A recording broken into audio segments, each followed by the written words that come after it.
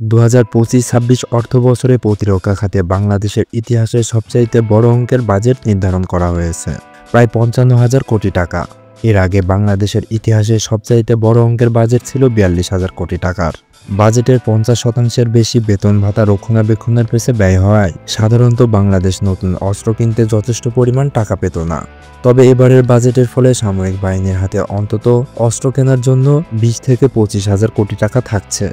জানা গেছে, এবারের সামরিক বাজেটে বাংলাদেশ নৌবাহিনীর জন্য নতুনভাবে ৬টি ডিজেল ইলেকট্রিক সাবমেরিন কেনার পরিকল্পনা রয়েছে। এক্ষেত্রে দক্ষিণ কোরিয়াকে প্রাধান্য দেওয়া হয়েছে। এই অঞ্চলে ভারতের ফিল্ডে থাকা ফ্রেঞ্চ টেকনোলজির স্করপিয়ন ক্লাসের ডিজেল ইলেকট্রিক সাবমেরিন বিবেচনায়। অন্যদিকে বাংলাদেশ এয়ারফোর্সের জন্য সর্বোচ্চ ১ স্কোয়াড্রন মাল্টিরোল কম্ব্যাট এয়ারক্রাফট কেনার পরিকল্পনাও রয়েছে।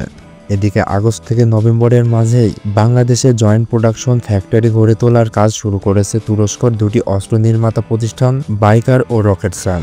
এর আগে বাংলাদেশ নতুন অস্ত্র সামগ্রী কিনতে মিডলম্যান হিসাবে বিভিন্ন কনসালটেন্সি বা লবিং ফার্মের শরণাপন্ন হতো, যেখানে বাংলাদেশের খরচ করতে হতো বেশ বড় অঙ্কের টাকা।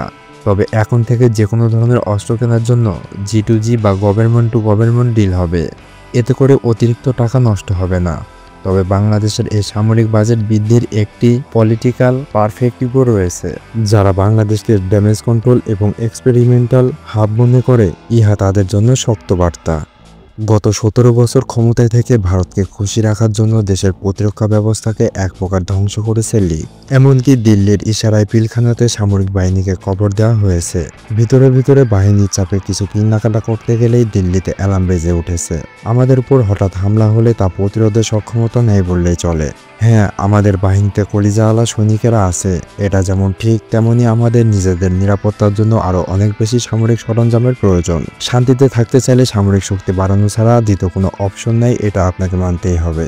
বাংলাদেশ বিগত বছরগুলোতে যে অর্থ কোটি কোটি টাকা পাচার হয়েছে, সেই টাকা দিয়ে নিজেদের প্রতিরক্ষা ব্যবস্থাকে এমন জায়গায় নিয়ে যেত যেখানে চোখ রাঙানোর আগে অন্যরা ভয় পেত। সামনের দিনের কথা ভেবে এখন থেকেই আধুনিক সমরাস্ত্র জমা রাখতে হবে আমাদের। বিপদে কেউ কারো না, নিজের শক্তিই একমাত্র মুক্তির পথ। দিল্লির শতভাগ খায়েশ আছে বাংলাদেশে আক্রমণ করা। এরা চীন পাকিস্তানের সঙ্গে লড়াই না গিয়ে বাংলাদেশে আক্রমণ করলে অবাক হব না, কারণ বাংলাদেশের তুলনামূলক দুর্বল সামরিক শক্তি ও অস্ত্রের দিক থেকে, এবং বাংলাদেশে হামলা করাটাও খুব স্বাভাবিক। বাতাসে শোনা গেছে ৫ই আগস্ট ভারতীয় সেনাবাহিনী আগ্রাসন চালানোর কথা ছিল বাংলাদেশে, সেটা পিছিয়ে গেছে, বাতিল হয়ে যায়নি। এমনকি তাদের সেনা মিসাইল সহ ভারী সমরাস্ত্র বাংলাদেশ সীমান্তে মজুত করেছে। সে খবর আমি বেশ কিছুদিন আগে আমার একটি ভিডিওতে দিয়েছি। আমরা এই ভাবনায় ব্যস্ত থাকব যে ভারত আক্রমণ করবে না। ঠিক এমন কোনো মুহূর্তেই এরা আকস্মিক আক্রমণ চালিয়ে চট্টগ্রাম অথবা রংপুর বিভাগ বাংলাদেশ থেকে পৃথক করার চেষ্টা করবে। হতে পারে দুই ফ্রন্টে একসাথে হামলা করেছে, যেন আমরা দিশেহারা হয়ে যাই। বাংলাদেশের ফুল স্কেলে যুদ্ধের প্রস্তুতি নিতে হবে। অন্ততপক্ষে অস্ত্র বা আর্থিকভাবে সম্ভব না হলেও জনগণের মানসিক প্রস্তুতি নিতে হবে।